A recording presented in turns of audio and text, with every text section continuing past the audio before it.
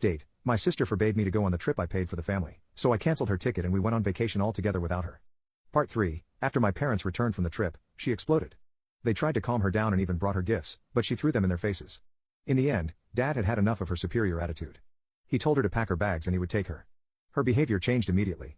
She started sobbing, hugged Mom, and said she acted like that because she missed them and was hurt because we left her alone. Mom replied that she had brought this upon herself and that they had no intention of leaving her out. Her narcissistic behavior forced them to make this decision. She acted like she was crying, promising to pay the rent every month. However, my parents had already given her enough time to change. But she remained the same narcissistic person. This time they did not give in to her manipulations and took her out of the house. Dad found a small apartment for her, even paying 2 months' rent. I didn't like how everything came to her on a silver platter, but it was better than letting her live in our house for free. Although they were still concerned about her welfare, taking her out was best to make her more self-sufficient. What they didn't know was that she was a tough nut to crack. Mom called me a week ago and gave me the latest news about Bonnie. Dad covered 2 months' rent for her. As he left, Mom gave her ready-to-eat food and snacks that lasted about a week. After that, she started stopping by my parents' house, staying until dinner time.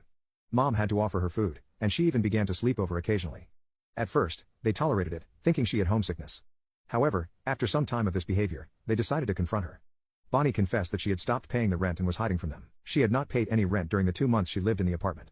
It was all with Dad's money. When Mom asked her what she had done with her salary, she said she bought shoes for work. Mom offered to lend her money to cover the rent, but she refused, insisting on returning home. Mom asked for Dad's intervention and he was firm, saying that there would be no more help. He was fed up with her manipulative tactics. If she asked for help again, the door would not be opened. I thought Dad's response was a little harsh, but I understood his frustration. They had done enough for Bonnie. She sought help from my brother, saying she couldn't ask me because it would feed my ego and make her feel like a loser. My brother refused to get financially involved. He even asked her to lend him money through my brother, but he refused to keep it a secret from me.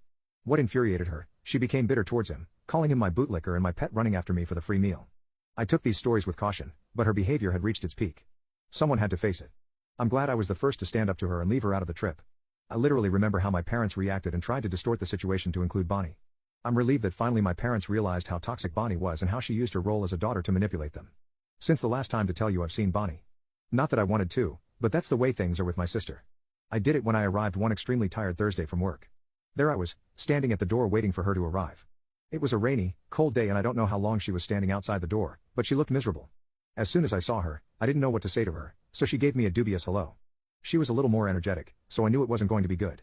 She tried to hug me and told me, "How have you been, little brother?" I just stood there with my stuff in my hand while she hugged me.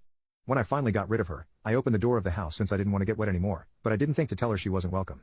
Besides, she practically pushed me in and went in without even waiting for me to come in first. When I took off my coat and my work stuff, I asked her what she wanted.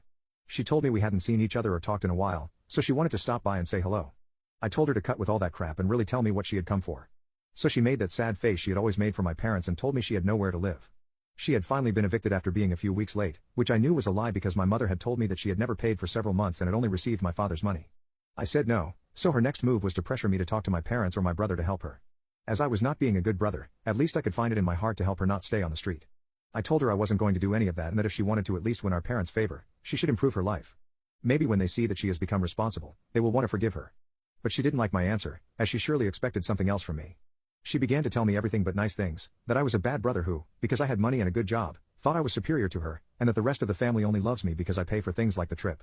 It's funny because it's the only thing I've paid for them in my life.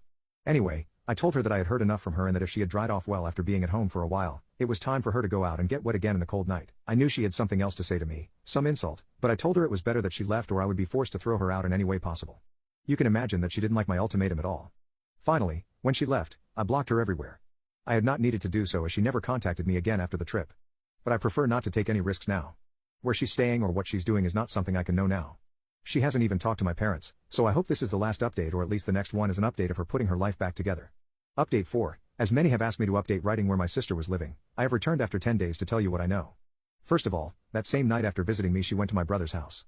She tried the same as with me, but my brother didn't agree to let her in, so she ended up leaving. As far as I know, because my mother has been talking to her all this time, she has gone to live at a friend's or coworker's house.